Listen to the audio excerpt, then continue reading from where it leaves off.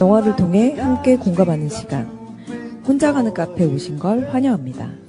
카페에서 커피 한 잔의 그윽한 향기를 맡으며 영화 토크 플레이 시작합니다.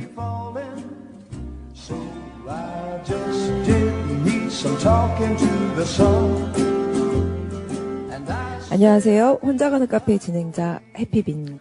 안녕하세요. 나윤입니다. 반갑습니다. 네, 2주 만에 뵙네요. 네. 네. 어떻게 잘 지내셨겠죠? 네, 물론 잘 지냈습니다. 날씨가 아주 변덕이, 네, 예. 죽을 끓이고 네, 있지만. 죽을 끓이고, 네. 막, 한남동은 어제 왜 이렇게 막히는지, 정말, 제가 여태까지 나고 자랐지만, 거기에 그렇게 많은 차가 있는 걸 처음 본 것 같아요. 어제 목요일 날 몇 시쯤에 그렇게 많았어요? 어제 저녁에? 5시쯤? 4시 반쯤에 이제 하얏트 쪽에서 내려와가지고 한남동 쪽으로 가려고 내려왔는데 차가 완전히 꽉 차가지고 한남동에서 뭘 했는지? 그러게요. 근데 어제가 날씨가 좋긴 좋았는데, 아. 날씨가 좋아도 차가 많은 거랑은 또 별개일 수 있긴 하지만. 그러니까요. 맞아요. 그쪽 길이 참 예쁠 때가 있는데, 맞죠? 하얏트 내려오다 보면. 아, 그럼요. 거기는 봄이 제일 이쁜 것 같아요. 제가 보기에는 벚꽃철에 그때가 가장 이쁜 것 같아요. 그리고 개나리가 네. 제가 생각하기에는 그쪽 라인에서 뭐 제일 먼저 시작하는 것 같아요. 거기가 해가 잘 뜨는지. 그런 것 맞아요. 같더라고요. 그때 한참 개나리 폈었던, 예전에 한번 우리 방송할 때 내가 개나리를 한번 아직 폈나요? 하고 물어봤던 적이 있었는데, 네네. 그때 폈다고, 보셨다고 얘기를 했을 거예요. 그때 거기서 봤어요, 제가. 그래서 그리고 나서 우연하게 이제 그 며칠 돼 갔는데, 정말 그쪽에 개나리가 너무 예쁘게 폈더라고요. 아, 같은 데서 봤네요. 맞아요. 동네 근데 주민이랑. 그 다음에는, 개나리를 보려고 마음을 먹어서 그런지 아주 군데군데 눈에 띄는 데가 굉장히 많아서 맞아요. 역시 보려고 하는 거는 눈에 잘 띄는구나 싶었어요. 아는 만큼 보이고 네. 느끼는 만큼 보인다고. 이번에 진짜 개나리가 폈으니까 봄이었지. 이게 봄인지 여름인지 겨울인지. 이번 봄은 참 독특합니다. 안 그래도 너무 더워가지고 이제 바깥에 못 돌아다니겠더라고요. 그래서 제가 운동을 한번 해보자 하고 구청 헬스장에 한번 가봤어요. 구청 용산 헬스장. 구청. 네. 어떻던가요? 기본적인 것만 있는데 뭐 운동 어차피 기구들이? 네, 제가 기본적인 것밖에 안 하니까 기본적인 것만 있어도 전 집이 가깝거든요. 걸어서 몇 분 안 되니까 다니려고 갔더니 제가 자원봉사를 하고 있거든요. 근데 자원봉사자한테 10%를 할인해 준대요. 원래 구청에도 돈을 내고 하는 네, 곳인가요? 네. 뭐 한 달에 잘 모르겠는데 한 5만 원 돈 하는 것 같아요. 한 달에 5만 원? 네, 네. 그리고 이제 매일 가서 운동을 할 수 있고. 네. 근데 수건이랑 옷을 안 지급이 안 되더라고요. 본인 지참인가요? 네, 동네 주민이나 뭐 직원들만 이용할 수 있는 시스템이 아닌가. 그게 코로나 때문에 바뀌었대요. 그전엔 안 그랬는데 바뀌었다고 그렇죠. 하더라고요. 맞아요. 또 근데 또 남 사용했던 거 하는 것보다는 내 거 가서 땀 흘린 게 낫지. 맞아요. 그것도 그런데 뭐 준다고 해도 썩 내키진 않을 때가 있잖아요. 우리 가끔. 수건을 들고 헬스장을 가게 될까 이런 의문이 맞아요, 들긴 맞아요. 하더라고요. 어떻게 좀 열심히 좀 하셨나요, 가서? 아니 근데 자원봉사자는 10% 할인을 해준다 그래서 제가 이 서류를 여기 구청에다가 물어봤어요. 근데 와 10% 하면은 5,000원인데 내가 그것을 위해서 이 서류를 1년치 기준으로 30시간의 직인이 있어야 하고 정말. 그래서 매달 그거를 내야 되는 거예요? 한 번 내놓으면 계속 유효한 건가요? 이제 한 번 확인이 되면 그 다음에는 또 그때 모르죠. 또 그치, 그때 운동을 근데 꾸준히 하실 거라면, 그래도 이왕이면 또 시원하게 우리가 음료수 한 잔 마실 수 있잖아요? 뭐 그렇죠. 그런 마음으로 할 수도 있고, 귀찮으면 안 하셔도 되고. 그렇죠. 안 그래도 제가 그 생각을 했지만 같이 하고 있는 자원봉사자들한테 이 자원봉사자 카드가 어디가 필요하냐라는 질문 되게 많이 받았거든요. 사실 저도 의문스러웠는데 이런데 쓸모가 있더라라고 말하기 위해서 진행 중에 있습니다. 네. 저도 우리 집 그 밑에는 그 운동하는 곳이 있어요. 네네. 그 주민들 해가지고 밑에 내려가서 할 수 있는데, 정말 그거를 이렇게 매일 못 내려가고, 한동안에 이제 러닝머신이라도 뛰자 이런 적이 있었는데 그것마저도 참 귀찮으면 안 하게 되더라고요. 근데 동네는 더 안 하게 되더라고요. 왜냐면 아는 사람 너무 많아가지고. 아니, 아는 사람이 요즘 그렇게 많나요? 아파트에서 뭐 별로 인사하시는 분들이 별로 없어서, 사실 우리 앞집 정도? 근데. 아이가 다 커서. 왜냐면 아이가 좀 있는 엄마들은 아무래도 그럴 수도 있어요. 네. 201호 엄마, 뭐 이렇게 얼굴이 마주치기 때문에 다른 데는 가도 그 밑은 안 간다고. 아니 근데 진짜 우리 엘리베이터 타고 내려가면 되거든요. 그리고 네. 이제 매달 그 관리비에 운동 그 이용료 시설비를 포함돼 있는 예, 다 내매도 불구하고 안 써서 그 볼 때마다 열심히 해야 되는데 운동 해야 되는데 하는데 열심히 한번 근데 진짜 아까 말씀하신 것처럼 내려가도 운동기구가 한 100가지 있어도 하는 것만 해요. 맞아요. 그렇더라고요. 맞아요. 네. 자, 그러면은 오늘 선택한 이야기를 이제 한번 시작해 시작을. 볼까요?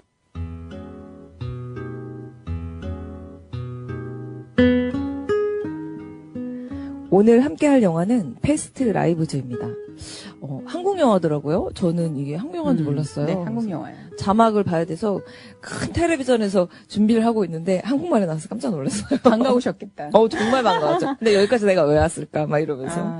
그 영화가 어떤 영화인지 소개 부탁드릴게요. 네. 오늘 우리가 함께할 영화는 패스트 라이브즈라고 지금 소개를 해주셨던 것처럼 네. 이 영화는 뜻이 전생이라는 의미를 가지고 있어요. 패스트 라이브즈가 전생. 그래서 이제 내용이 대체적으로 이제 많이 맞물리는 것들이 있는데, 근데 이 영화가 2024년 작년에 개봉된 영화예요. 네, 아마 그렇더라고요. 3월 달인가 이렇게 돼서 한 1년 정도 됐는데, 비교적 우리가 한 영화치고는 제일 최신작인 맞아요. 것 같아요. 최신작. 예, 그래서 아무래도 우리 영화 얘기를 하다 보면 스포가 포함될 수 있다는 점 네. 말씀을 한번 드리고 시작을 한번 해보겠습니다. 감독이 그 셀린 송이라는 여성 감독이에요. 근데 이분이 참 특이점은 좀 젊으신 분이에요. 그러니까 80년대 후반생임에도 불구하고 소재를 굉장히 좀 선택을 굉장히 한국적이고 동양적인 거를 선택을 하셨고 네. 또 이분 아버님이 왜 우리 넘버 3라는 영화 있잖아요. 네네네. 잘하는 그분 감독님이세요. 와. 그러니까 송능한 감독님이시라고 하더라고요. 그래서 영향을 아마 받아서인지 정말 재능이 굉장히 뛰어난 감독인 것 같아요. 많은 상들을 탔죠. 예, 그러면 많은 곳에 노미네이트가 그렇더라고요. 됐고. 네네. 근데 그러면 진짜로 이야기네요. 본인의 그렇다고 하더라고요. 자전적인 자서전적인 네, 그러네요. 이야기가 아무래도 바탕이 깔려져 있어요. 그래서 그쪽에 아마 이분이 한국계 캐나다인이라서 아마 캐나다로 이민을 간 분이시더라고요. 네. 그 영화 속 배경도 이 가족들이 이제 나오는데 이제 시작을 할 텐데 이제 그 배경이 사실은 캐나다로 이민을 가죠. 주인공이. 맞아요. 이제 그렇게 되면서 그래서 왜 캐나다일까 싶었는데 아마 이 감독의 영향이 또 자기의 그 배경이 좀 묻어났던 것 같아요. 그래서 그런 뭐 기본적인 좀 정보를 한번 말씀을 드릴게요. 네.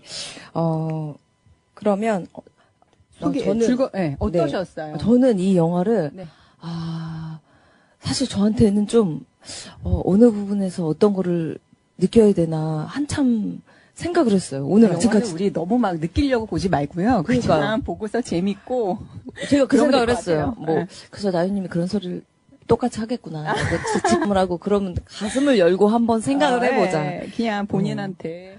근데 가슴을 한번 열어봤는데도 이게 어느 부분의 포인트인지가 좀 약간 그래서 제가 후기를 읽어봤어요. 사람들이 막 써놓은 후기를 읽어봤는데 방금 오기 전까지 느낀 건 항상 오는 길에. 맞아요. 자기 사랑이라는 거였어요. 좋습니다. 네, 그 자기 사랑은 좀 이따 뒤에서 길게. 그러니까 우리가 영화를 아마 소개를 하다 보니까 이제 사실은 의무감 아닌 좀 그런 책임감 같은 게 있잖아요. 이제 네네. 영화를 좀 보고서 우리가 진행을 해야 되다 보니까 뭔가 이렇게 찾으려고 해서 이렇게 조금 편하게 본다기보다는 그런 게 있는데 그냥 보면 간단하게 그러면 줄거리 한번 말씀을 드릴게요. 네. 그러니까 어릴 때 그 12살 정도 되는 이제 친구죠. 같은 반 친구일 거예요. 혜성이라는 친구, 남자인데, 여기 혜성이라는 배우는 아까 좀 전에 이제 그 배우 소개를 안 했는데요. 유태호라는 배우가 혜성 역을 맡았고요. 그 다음에 한국계 아마 미국인 배우세요. 그렇다더라고요. 이분이, 예, 그레탈이라는 이제 배우가 나영이라는, 여기서는 이제 이민을 가면서 노라라는 이름으로 이제 사용을 했고요. 그래서 그 같은 반 친구예요. 이 혜성이하고 나영이는 이제 12살 같은 반 친구인데 이제 둘이 아주 공부도 잘했나 봐. 1, 2등만 번갈아 가면서 하다가 이제 둘이 이게 굉장히 소꿉친구처럼 굉장히 애틋한 그런 귀여운 그런 마음을 갖고 있었는데 이제 어느 날 이쪽 친구가 나영이네 가족이 캐나다 이민을 가고 네. 그러다가 12년 후에 우연하게 이 유태호 배우의 역할이었던 이 혜성이가 이제 나영이를 찾으면서 벌어지는 그런 스토리를 담고 있는 영화입니다. 근데 참 특이할 점은 12살 아이예요. 12살 아이로 시작을 해서 이제 배경이 이제 12년 후에 한 번 또 만남이 있었고 네. 그 이후에 또 마지막으로 12년 후에 만남이 있어요. 그래서 저는 영화를 보면 일단 내용 자체가 뭔가 이제 제목부터 전생이라는 게 있고 네. 이제 이 영화에서도 가장 큰 틀은 사실은 인연이라는 걸 내포를 하고 있어요. 저는 이제 그거를 가장 큰 어떻게 보면 핵심적인 내용이 아닐까라는 생각을 하고 있는데 왜 이 12라는 숫자였을까? 그러니까 이 감독이 전반적으로 갖고 있는 어떤 자기의 그 자전적 내용이 포함됐다고 하는데 이게 정말 12살에 본인이 이민을 가서 12년 후에 또 이런 일이 있었고 또 12년 후에 이렇게는 뭐 자세히 나오지는 않지만 이게 극적으로 이렇게 설정될 수도 있겠지만 저는 이제 궁금하더라고요. 왜 12라는 꼭 12년을 이렇게 선택을 했을까? 주제가 주제인 만큼. 그래서 굳이 제가 또 신기해서 찾아봤는데 그래요? 10이라는 숫자가 그 완전한 체계라는 걸 의미하더라고요. 완전한 체계. 예, 그리고 영적 질서 이렇게 나오는데 10이 아마도 이 내용이 그 직역을 하게 되면 전생이라는 거와 인연을 얘기하기 때문에 어떻게 보면은 그게 질서. 그러니까 정말 이루어질 수 있는 어떤 시간이 주는 어떤 중요성. 사람의 힘으로 좀 뭐가 안 되는 그런 의미가 있어서 이 10이라는 숫자를 쓰지 않았을까. 저 개인적으로 지극히 한번 굳이 의미를 부여해가며 찾아봤던 숫자였습니다. 예, 숫자에 대한 의미였어요. 그럼 저는 1년이 12개월이잖아요. 맞대요. 왜 12시? 왜 12지 띠라 그러, 12지 간지, 12지간이 뭐 있고. 12가지 띠라 그러잖아요. 맞아요. 이런 것처럼 12가 굉장히 신성한 완성되고 뭐 그런 식의 내포를 하고 있더라고요. 그래서 의미를. 저도 이 영화를 찾아봤더니 비포 선셋이랑 이게 비슷한 맥락인데 어떤 사람이 후기 썼더라고요. 비포 선셋은 9년을 주기로 했잖아요. 근데 왜 여기서는 12년을 했을까? 저도 그랬던 것 같아요. 왜 이게 또 그때도 9년이고 그랬나 했는데 이게 아마도 그 숫자를 굳이 그쵸? 10년 됐다가 아마 제가 방송하면서 그때도 이 말 했을 거예요. 10년이었다가 15년이어도 되는데 왜 9년? 굳이 9년마다 뭔가 그 감독이라 그분의 어떤 뭐 생각이 있었던 건 뭔가를 표현을 하고 싶었던 것 같아요. 그래서 굳이 제가 10이라는 숫자의 의미를 한번 찾아서 봤습니다. 네. 어떠셨어요? 영화 이 보시면서? 저도 이게 왜 12년마다일까 그거 한번 계속 생각을 해봤어요. 369에 완성이 다 들어있다고만 생각해서 1 더하기 2라 3이야. 그럼 새로운 시작을 이야기하나? 그렇게 생각했는데 네. 완전한 책의 질서 이거 맞는 것 같아요. 제가 느끼기엔. 그래서 이제 굳이 그거를 여기다 갖다 붙이니까 네. 정말 여기서 이 패스트 라이브즈에서 계속 얘기하는 거는 이 배우들도 직접적으로 얘기를 하는 부분이 있어요.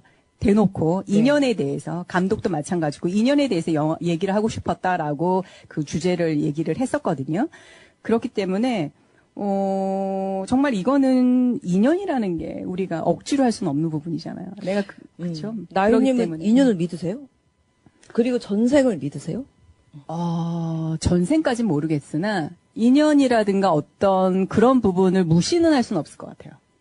왜냐하면 저는 이 키워드 우리가 또 중간에 가보면은 뭐 핵심 단어 같은 거 네. 주제어를 찾기도 하는데 이 인연하고 굉장히 맞물려서 연관되는 단어가 저는 타이밍이에요. 타이밍? 예, 타이밍인 것 같아요. 그리고 더 나아가자 보면 정말 여기서도 어떻게 보면 인연 자체가 불교의 어떤 윤회 사상이나 이런 걸 담고 있는데 진짜 넓은 맥락을 크게 보자면 시절 인연이라 그러잖아요. 맞아요. 때가 됐을 때 이루어지잖아요. 그 사람의 만남도 꼭 만나야 될 시기에 굉장히 애타게서도 안 만나지다가 만나야 될 시기에 우연하게 되고 맞아요. 일이라는 것도 그렇고 뭐 여러 가지 그런 게 큰 테두리 안에 다 이렇게 포함이 되어 있는 것 같아요. 각각의 요소처럼.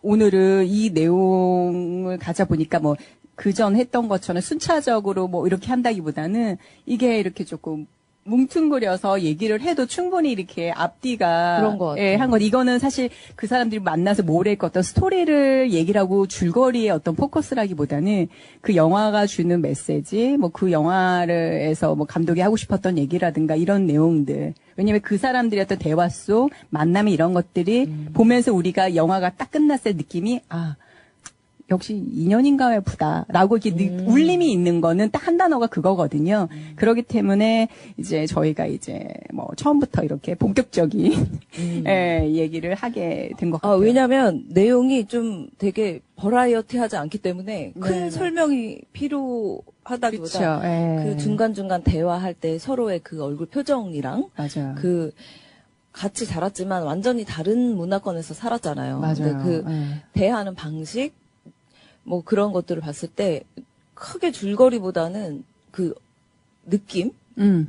느낌을 이야기하는 게 더 맞는 것 같아요. 뭐 맞아요. 상도 많이 받은 영화고 그래서 맞아요. 저도 뭔가 굉장히 찝어낼 게 있는 영화인가 보다 하고 봤는데 사실은 조금 어디서 포커싱을 맞춰야 되는 걸까? 막 이런 생각이 사실 들었어요. 이걸 보면서. 맞아요. 일단 이 영화를 볼 때 이해를 하려면은 전생이나 윤회 같은 맞아요. 그런 기본적으로. 게 베이스로 되어서 그렇지 않으면은 그다음부터는 이거 뭐야.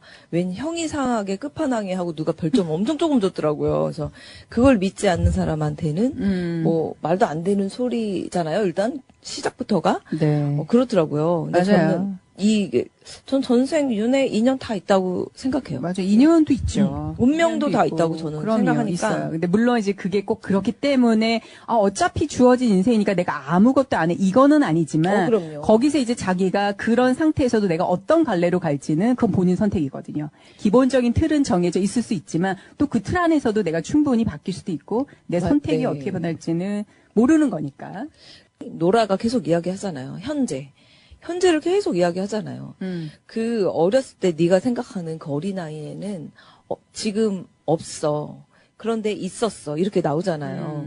과거의 기분으로 혜성이는 노라를 찾아가잖아요. 맞아요. 그 마음의 뭐 그 풋풋함 그걸 어릴 느끼기 때, 위해서 어릴 때 네, 초등학교 다닐 네. 때 그 기억이 너무 좋았던 거죠. 그래서 이 친구는 힘들고 뭐 외롭고 할 때 노라를 찾아가잖아요. 근데 로라는 이야기를 계속해요. 그 애는 과거 애야. 지금의 내가 아니야. 이렇게 얘기하는데 혜성은 그 감정이 다 합쳐져 있는 거예요. 노라를 보는 감정이. 맞아요. 근데 마지막에 노라는 다 마음을 다 정리했구나라고 생각했는데 마지막에 울어서 약간 제가 좀 당황해서 그거는 그럼 아마 뭘까? 감정이라는 게 복잡 미묘했을 거예요. 한 가지로 이렇게 마지막 장면을 얘기하시는 건데 네. 굉장히 복잡했어요. 그리고 저는 이거 보면서 어렸을 때 그 꼬맹이들이잖아요. 초등학생 때. 네네. 그리고 나서 바로 이민을 갔단 말이에요. 그다음에 그 친구들이 그게 정말 이게 사랑인지 뭔지 모르지만 자랐을 때 그거에 대한 굉장히 좋은 정말 뭐라 그러죠? 그 풋풋한 이게 뭐였는지도 사랑인지 우정인지도 잘 모르는 이런 감정들에서 컸을 때 이게 굉장히 또 추억이고 그리웠을 거예요. 그런 감정이 살면서 본인들이 어떤 생활에서 다른 부분들을 살다가 그 어렸을 때 좋은 추억이 어떤 부분에서 내가 사랑이라고 믿고 싶을 수도 있었을 것이고 여러 가지 모양이 됐을 것 같아요. 그래서 본인들도 감정이 그게 정확하게 뭔지 모를 거예요. 아마. 맞아요. 네, 그런 그게 부분이 맞는 있었을 것 텐데 같아요. 우리가 그러면 뒤에 이제 본격적으로 얘기가 이제 길어질 것 같으니까 준비하시는 우리 또 음악 한번 들어볼까요, 먼저? 네. 그러면 저는 네. OST 곡인 See You 한번 골라봤거든요. 그럼 한번 듣고서 우리 얘기 다시 한번 해보면 좋을 것 같아요. 네.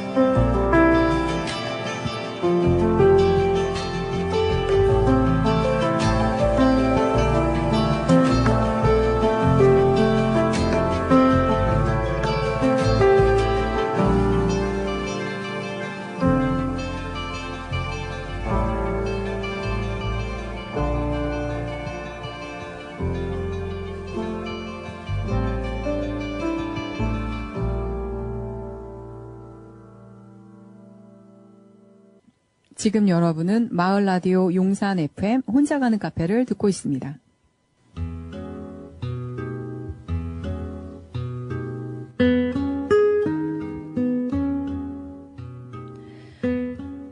집중탐구 코너에서는 등장인물들의 상황과 영화에서 전하고자 하는 메시지에 대한 내용을 한번 이야기해 보려고 해요. 요번에는 집중탐구라기보다 영화 느껴보기가 더 맞지 않을까. 적당한 표현이 될 수 있겠네요. 네, 적당한 표현이 영화에 대해서 아닐까. 전반적인 우리의 생각들. 네, 맞아요. 아마 영화 보신 분들도 떠오르는 그 잔상이 있을 거예요. 느낌, 네. 본인들한테 좀 울림 있는 단어라든가 그런 것들이 있을 것 같아요. 탐구라기보다 느낌, 가슴을 열고. 나유님은 영화에서 가장 인상 깊었던 장면이나 대사 뭐 있으세요? 그런 부분들이 좀 몇 군데 있긴 있었고, 이제 특히 그 영화 중간에 맞아요. 여기 나영이라는 직업이 저기잖아요. 작가잖아요. 네. 근데 이 작가들은 글을 쓰기 위해서 약간 그 글 쓰는 어떤 그 모임처럼 레지던스 이런 데 가서 같은 그 모임을 해가지고 같은 작가들이 모여서 같이 글을 쓰고 이런 곳이 있나 봐요. 네, 가끔 그런 것 영화 같아요. 보면 그렇게 있더라고요. 약간 동아리도 네, 아니고 네. 이렇게 모임처럼 해서. 근데 거기 장소가 잠깐 나오는데 그 중간에 가면서 그 차를 타고 그쪽에 도착하기 전에 잠깐 그 배경이 나오는데 저는 그 장면이 참 예뻤던 게 왜 그 잔디밭에 닭들이 이렇게 두 마리가 이렇게 막 왔다 갔다 몇 마리가 있었던 것 같은데 그 장면이 영상미가 너무 예뻤고 영화가 전반적으로 봤을 때 뭐랄까 약간 영화의 필터를 한번 이렇게 씌운 듯한 그런 색감을 줘가지고 맞아요. 컬러감이 굉장히 정말 외국 영화 같다. 감독분이 외국에 사셨던 분이 네. 많다. 이런 생각. 또 한국 영화에서 또 다른 느낌이었던 그런 영상미가 컬러감이라든가 어떤 물건을 이렇게 클로즈업을 했을 때 그 비치는 그런 각도라든가 이런 것들이 참 예쁘다. 그러니까 모르겠어요. 이건 저에 대한 어떤 감성적인 부분에 부합돼서 제가 느꼈던 부분일 수 있지만 이제 그런 부분들이 있었고 이제, 사실상 여기서 그 레지던스 이쪽에서 실질적인 자기 남편을 만나잖아요. 네. 맞죠. 근데 기본적으로 이제 우리가 이제 줄거리는 대충 그렇게 얘기해놓고 우리가 이제 모티브가 되는 어떤 인연에 대해서 주제가 되는 핵심 내용에 대해서만 얘기를 하다 보니까 자세한 이제 내용을 줄거리를 띄웠는데 그동안 이제 혜성이가 이제 나영이를 찾아가지고 굉장히 반갑게 20대 때 막 주고받다가 네. 이게 사랑인지 뭔지 모르는 그런 감정이 이제 또 줄다리기 같은 게 있잖아요. 그렇죠. 그러다가 한번 보고 싶다 뭐 하는데 각자의 또 사정이 있는 거야. 내가 지금 못 가야 되는 사정. 내가 어디 연수도 가야 되고 내가 일도 바쁘고 이러다가 이제 나영이가 결심을 하잖아요. 네. 이제 우리는 잠시 연락을 좀 그만했으면 좋겠다. 이제 이러면서 그 친구가 이제 어떤 12년이라는 세월이 이제 훌쩍 지나고 뭐 이러면서 이제 결혼이라는 것도 있고 이렇게 되는 과정들이 있잖아요. 점핑을 네. 하는. 근데 이미 이제 여기서 얘기를 했던 것 같아요. 이 주제가 이제 그 인연이다 보니까 대화 중에 노라하고 아서가 이 노라, 그 남편. 나영의 네. 남편이잖아요. 정말 얘기를 해요. 직접적으로. 인연이 뭐냐. 그러니까 이거를 얘기했을 때 사람들 사이의 관계에 대한 것이다.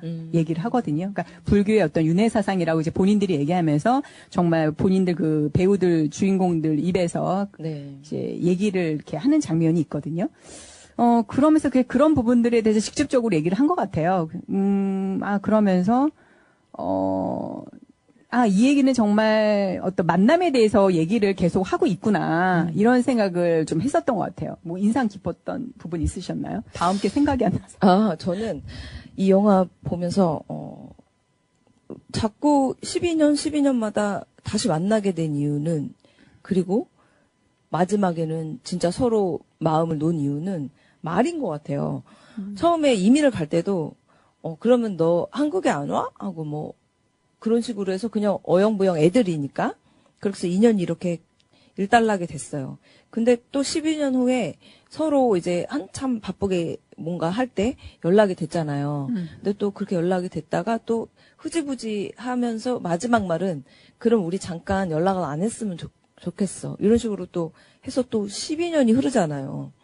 이게 말에 끝맺음을 안 했기 때문에 서로한테 이 상상 속에 좋은 이미지로 언젠간 만날 거다라는 희망을 주지 않았을까. 근데 마지막에는 딱 잘라서 로라가 얘기하잖아요. 우리가 이번 생에는 인연이 아니고 뭐 다음 생에 만날 거다라고 딱 마지막을 하니까 서로 같이 막 펑펑 울고 이제는 끝났다고 마무리를 짓잖아요. 근데 별거 아니지만 마음속에 고향이었던 거예요, 둘 다. 살면서 힘들거나 뭐 어렸을 때 풋풋한 추억을 찾고 싶을 때 생각이 그 과거로 가는 거죠.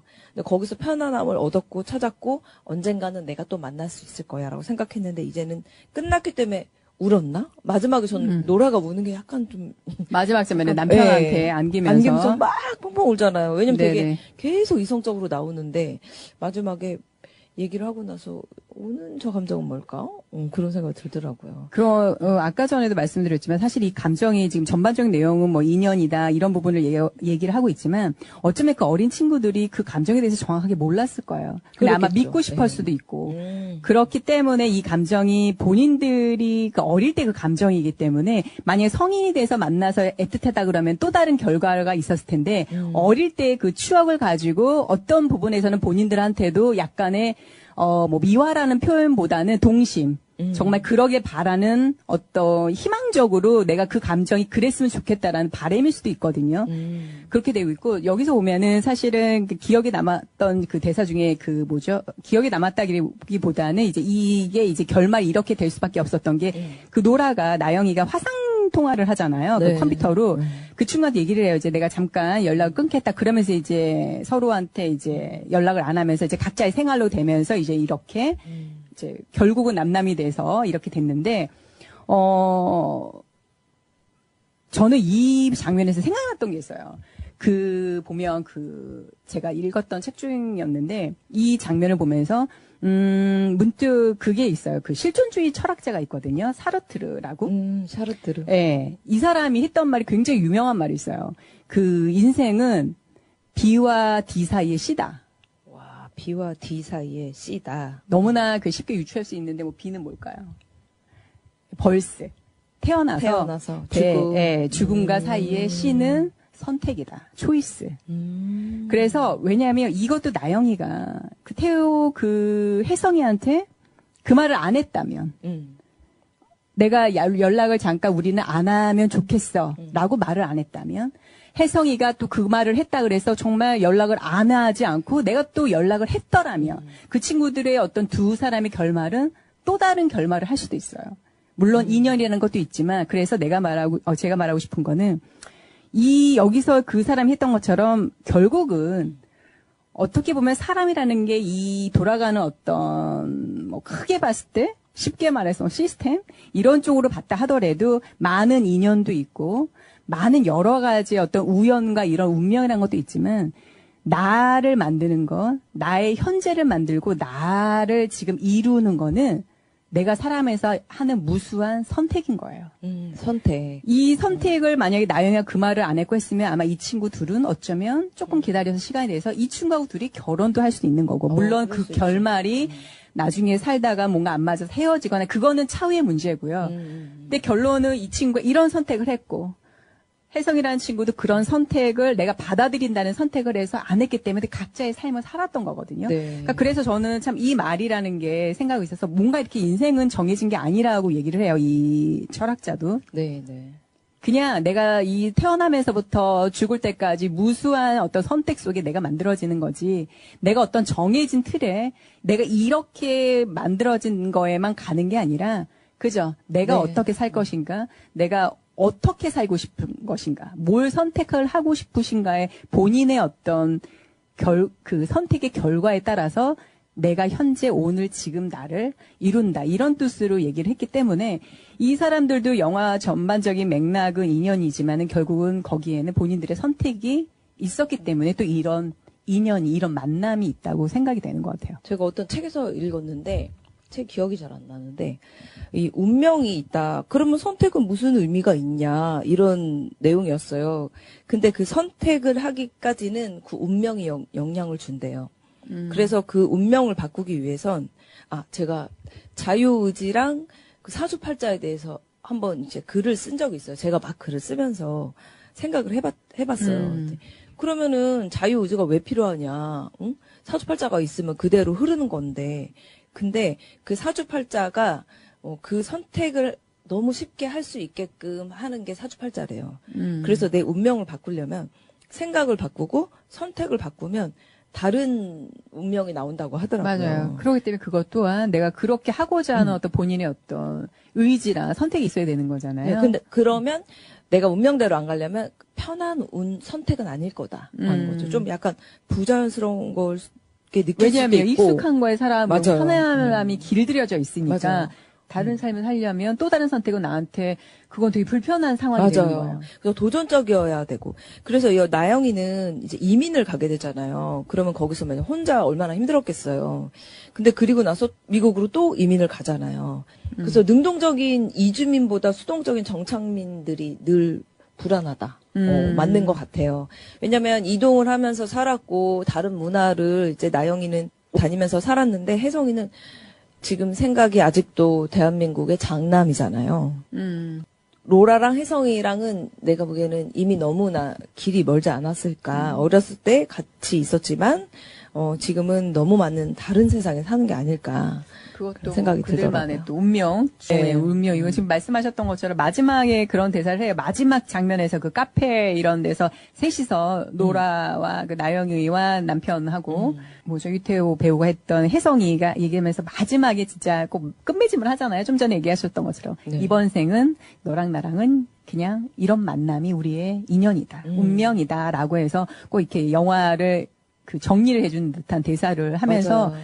하면서 그게 되게 와닿고 또 하나 저는 참 좀 기억에 남는 대사가 남편이 아무래도 그 옛날에 아무리 뭐 성이 된 남자친구는 아니었지만 소꿉친구 때 친구라도 이성이잖아요. 그렇죠. 다른 동성이 아닌 이성이 어떤 친구가 온다는 거 굉장히 신경을 쓰이는데 이 남편이 굉장히 좀 착한 것 같아요. 네. 표현이 뭐 과하게 화를 내지도 않고 이런 거 다니는데 근데 마음이 자꾸 쓰이는 거야. 그러면서 이제 우연히 이제 그 누워서 둘이서 얘기를 하는 김에 이런저런 얘기를 오가는 중에 하니까 이제 부인이 나영이가 눈치를 채죠. 이 남편이 좀 마음이 이렇구나. 좀 불안하구나. 뭐 여러 가지 좀 복잡하겠구나 하면서 던졌던 마지막에 이게 대사가 하나 있는데 굉장히 좀 좋았어요. 저는 뭐라고 얘기를 했냐면 이 나영이가 남편한테 여기가 내 종착지고 내가 있어야 할 곳이야 라고 남편한테 얘기를 해줘요. 이 내용이 뭐가 좋냐면 제가 느끼기에는 본인이 뭐 그 친구 혜성이에 대해서 어떤 감정이 있음에도 불구하고 내가 이미 결혼했기 때문에 나 이래야만 돼 의무감에서 오는 게 아니라 그냥 내가 나의 선택이, 나의 전적으로의 나의 주체적인 나의 선택이었고, 이 상황 자체가 내가 이 놓인 상황에서 내가 내린 결정이기 때문에, 이게 내야 될 곳이라는 거에 대해서, 약간의 어떻게 보면은 책임감 플러스, 그냥 이거는 당연하게 어떤 후회가 섞이지 않은, 어떤 의무감이 섞이지 않은 나의 본인의 선택이기 때문에 네가 안심해도 돼. 라고 그 친구한테 어떤, 좀 안심을 시켜주는 그리고 의지를 보여준 거에 있어서 굉장히 좋았어요. 저는 그 대사를 그렇게 받아들였어요. 그래서 제가 여기 오면서 마지막에 항상 들어오기 전에 키워드를 하나씩 생각해냈던 게 아까 초반에 자기 사랑이라고 얘기했잖아요. 근데 나영이는 자기 사랑이 엄청난 친구예요. 그래서 이 남편도 나 몰라? 내가 이거 다 지금 하던 일 그만하고 다른 데 갈 사람이 아니잖아 라고 얘기했을 그렇죠, 때 예. 남편이 말하자면 남편은 사랑에서는 두 번째고 첫 번째는 지금 여기서 내 문화권에 내가 할 일이 여기에 있어. 그걸로 저는 느껴지더라고요. 그래서 자기 사랑을 충분하게 느꼈구나. 그러기 위해서는 이 친구는 능동적으로 살았구나. 자기 선택에 네. 대해서 책임감이 있었던 것 같아서. 변화도 훅훅 줘가면서 자기가 선택하고 내가 선택한 거에 책임을 지고 만족해하면서 자기의 선택을 번복하지 않겠다라는 걸 슬쩍 내비쳤는데 남편은 이제 입도 뻥끗 못하고 인정하는 여러 가지 너가 말을 그렇지. 계속 주고받잖아요. 계속 떠보기도 하고 맞아요. 이런저런 대화 속에 하는데 이제 여자 그 나영이가 그 노라가 남편 아서에게 딱 이 말을 여기가 내 종착지고 내가 있어야 할 곳이야라고 얘기를 하면서 딱 한 문장으로 이렇게 얘기를 하는 거에 있어서 되게 좋게 보였고, 아마 영화에선 전반적으로 뭐 나영이의 마음이, 뭐 혜성이를 만나서 어떤 마음이고, 혜성이가 나영이를 만나서 어떤 마음이라는 거를 막 이렇게 디테일하게 보여주진 않아요. 내용 자체가 어떤, 여기서 계속 얘기하는 이 인연에 대해서 얘기를 하기 때문에 하는데, 아마 사람이 감정이기 때문에 혜성이를 만나서 굉장히 반갑고 어릴 때 기억이 새록새록 나긴 하지만 본인들도 알았을 거예요. 아, 이거는 그냥 우리가 어릴 때 소꿉친구로 만났던 그 감정의 이상이 아마 아니었을 수도 있겠다. 그냥 그걸로 나는 만족할 수 있겠다가 본인, 어떻게 보면 실제 상황이라면 그렇게 느낌이 있었을 거예요. 그리고 마지막에 그 울었던 장면은 남편을 가서 하는 거는 이제는 정말 나의 어떤 한편으로 생각해, 이건 제 개인적인 생각이지만 나의 아련한 나의 추억을, 나의 옛날의 그 시절을, 어린 시절에 그 좋았던 나의 시절, 또 한국이랑 다른 나의 나라에 모든 어떤 것들을 조금 이제 놔줘야 된다는 거에 대한 아쉬움이지 않을까, 복합적이었을 것 같아요. 아, 그럴 수도 있겠네요. 네, 이제는 왠지 그 친구를 추억도 정말 놓고. 그 친구를 내 어떤 이제는 뭐 어떤 나와의 어떤 결합되는 게 없잖아요. 그저 맞아요. 친구일 뿐인 거잖아요. 근데 예전에는 그 이상의 어떤 감정이 결합이 됐다고 생각했고, 복잡했을 거예요. 근데 이제 마지막으로 그 친구도 자기 생활로 완전히 돌아가고, 나도 나의 생활이 있고, 이제 얼굴이 봤으면서 이제 아마 확인했던 것 같아요. 우리의 감정이 그냥 이런 거였다는 거. 근데 돌아가면서 울었던 건, 복잡한 거죠. 이제는 그러네요. 모든 거를 내가 그럴 수 정리를 하고, 내가 생각했던 그런 부분도,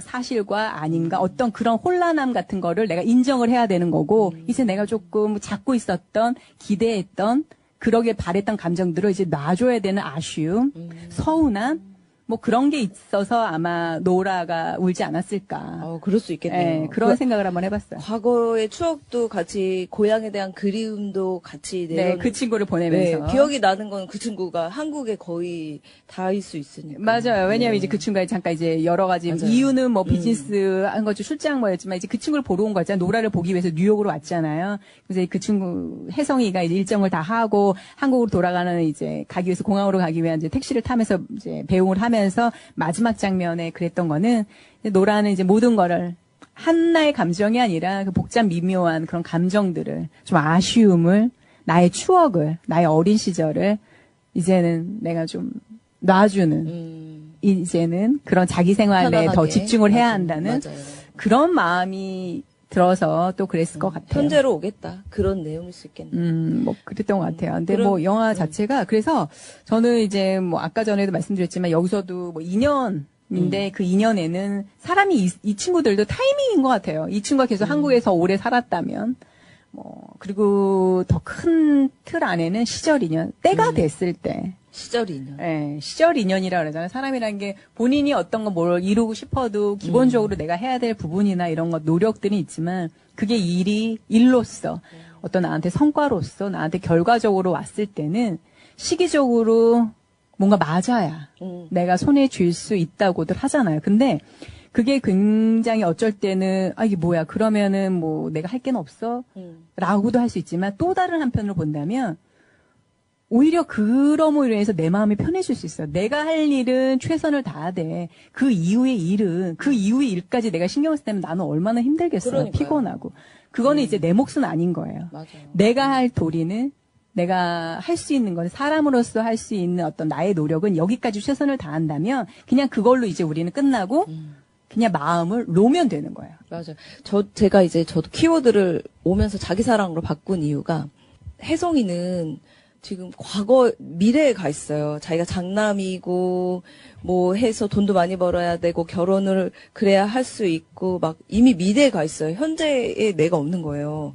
현재 자기를 사랑해줄 수가 없는 거예요. 돈을 많이 못 벌고, 장가도 못 가고, 왜냐면 그래야 부모님 모시고, 이렇게 살아야 된다고 생각하는 게 현재에 없고.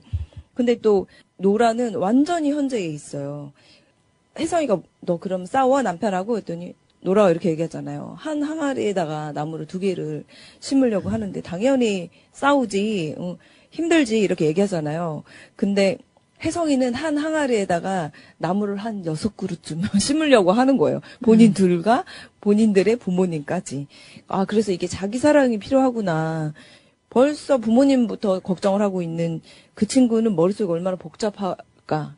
그래서 그 마음이 과거로 가 있고, 가슴은 과거로 가 있고, 자기의 미래는 저 먼 미래에 있지도 않는 일에 걱정이 다 현재 와 있는 거잖아요. 그렇죠. 현재 선택을 못 하겠구나. 근데 일반적으로 우리가 참 사람들이 대체적으로 그래요. 그러니까 특별하게 본인이 뭔가 이렇게, 내가 이렇게 뭔가 나를 위해서 내가 좀 마음을 편안하기 위해서 내가 뭐 모두 좀 해볼까 마음적으로 어떤 뭐 좀 도움되는 책들을 읽어볼까 그렇지 않고 일반적인 사람이라면 뭐 저도 예전에도 그랬었고요.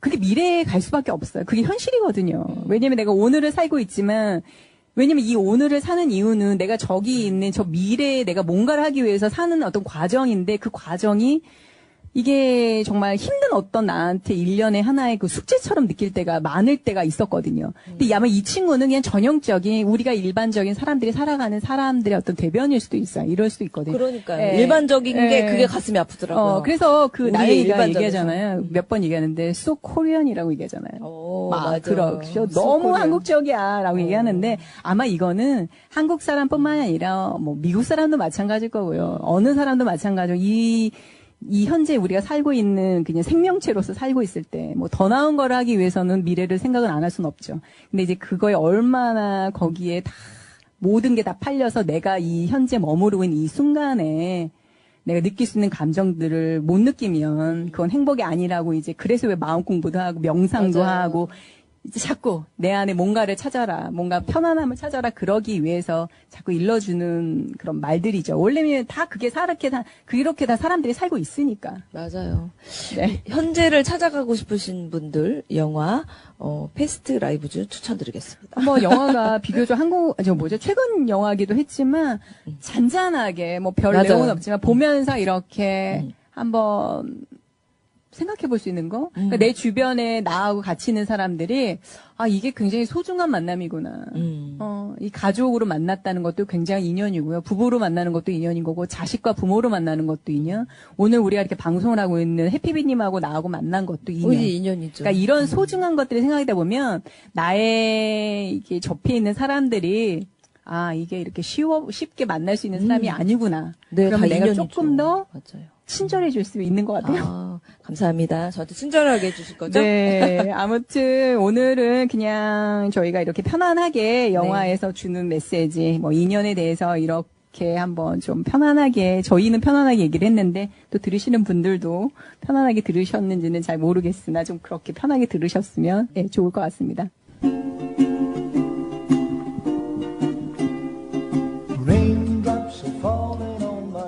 혼자 있는 시간에 떠오르는 자기와의 대화는 직관력과 통찰력을 향상시켜준다고 해요. 영화를 통해 다양한 삶을 간접 경험하며 인생의 폭을 넓혀보면 어떨까요? 네, 그러면 마지막 또 우리 음악 들어보면서 이제 오늘 방송 마무리할 텐데요. 영화에서도 그 엔딩 크레딧 올라갈 때 나왔던 노래예요. 그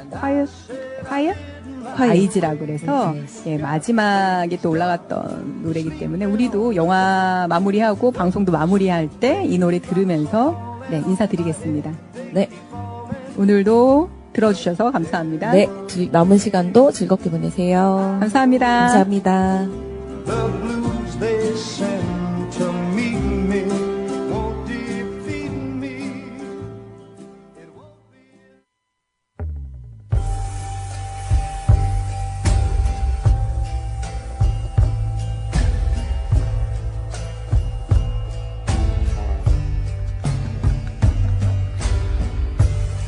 Moving statues in the park, mosaic faces fading.